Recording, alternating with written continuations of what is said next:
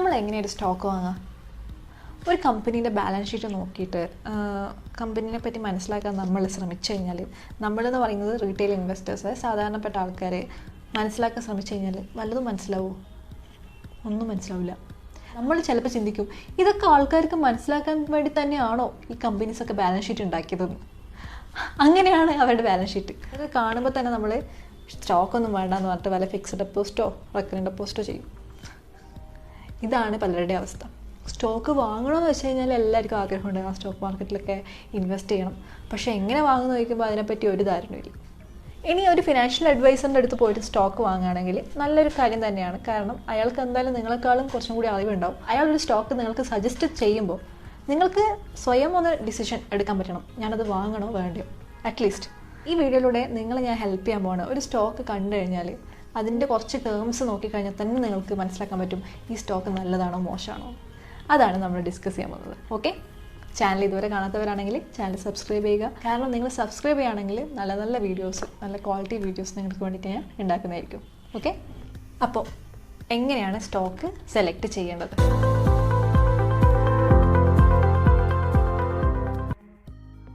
ഒരു സാധാരണക്കാരനെ സംബന്ധിച്ചിടത്തോളം ഒരു കമ്പനി നന്നായി പെർഫോം ചെയ്യുന്നുണ്ടോ എന്നെങ്ങനെയാണ് മനസ്സിലാക്കുക? പ്രോഫിറ്റ് അല്ലേ, പിന്നെ സെയിൽസ്, കച്ചവടം. നല്ല കച്ചവടമുള്ളൊരു കമ്പനിയാണ്, നല്ല പ്രോഫിറ്റ് ജനറേറ്റ് ചെയ്യുന്ന കമ്പനിയാണ്, എന്നാൽ that is the best company എന്നാണ് പലരും വിചാരിക്കുക. പക്ഷേ ഈ കമ്പനീസ്, സ്റ്റോക്ക് മാർക്കറ്റ് ലിസ്റ്റ് ചെയ്ത കമ്പനീസിൻ്റെ ഒക്കെ ബാലൻസ് ഷീറ്റ് ഉണ്ടാക്കുന്നത് വലിയ വലിയ അക്കൗണ്ടിങ് ഫേംസാണ്.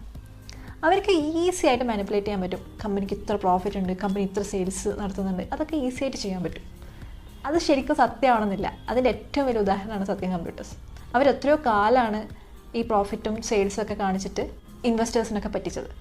അപ്പോൾ എന്താ മനസ്സിലാക്കേണ്ടത്? പ്രോഫിറ്റും സെയിൽസും അല്ല ഫസ്റ്റ് കൺസിഡർ ചെയ്യേണ്ട ഫാക്ടേഴ്സ്. പിന്നെ എന്താണ്? അപ്പോൾ നമ്മൾക്ക് എന്താണ് അറിയേണ്ടത്? നമ്മൾ കുറച്ച് പൈസ കമ്പനിക്ക് കൊടുത്തു, അവരുടെ ഷെയർ വാങ്ങി. അപ്പോൾ ആ പൈസ എടുത്ത് കമ്പനി ഇൻകം ജനറേറ്റ് ചെയ്യുന്നുണ്ടോ? അതാണ് നമ്മൾക്ക് അറിയേണ്ടത്, അല്ലേ? അത് മെഷർ ചെയ്യുന്ന ഫാക്ടറാണ് ROE, return over equity. Profit numbers, sales numbers അല്ല നമ്മൾ ആദ്യം നോക്കേണ്ടത്. ആദ്യം പോയിട്ട് ആ കമ്പനീൻ്റെ ROE എത്രയാണെന്ന് നോക്കുക. അപ്പോൾ എത്രയായിരിക്കണം ROEൻ്റെ വാല്യൂ? ശരിക്കും പറഞ്ഞാൽ ഒരു കമ്പനീൻ്റെ ROE ഒരു 20% മുകളിലാണെങ്കിൽ ആ കമ്പനി നല്ല പെർഫോമിങ് കമ്പനിയാണ്. എന്ന് വെച്ച് 20% താഴെയുള്ള കമ്പനീസ് മോശം എന്നല്ല. 20% മുകളിലാണെങ്കിൽ ഗ്രീൻ സിഗ്നലാണ്. മാത്രമല്ല ROEൻ്റെ ഒരു ഹിസ്റ്ററിയും കൂടി നോക്കണം. കഴിഞ്ഞ വർഷങ്ങളിലൊക്കെ ആ കമ്പനീൻ്റെ ROE ഒരു ലീനിയർ, മുകളിലോട്ടേക്കുള്ള ഒരു ലീനിയർ ഗ്രാഫാണോ തരുന്നത്? അങ്ങനെയാണെങ്കിൽ ആ കമ്പനി നന്നായി പെർഫോം ചെയ്യുന്നുണ്ട്. പക്ഷേ ROE ഇങ്ങനെ താഴത്തേക്കാണ് പോകുന്നതെങ്കിൽ കമ്പനി പെർഫോമൻസ് കുറഞ്ഞുകൊണ്ടാണ് വരുന്നത്.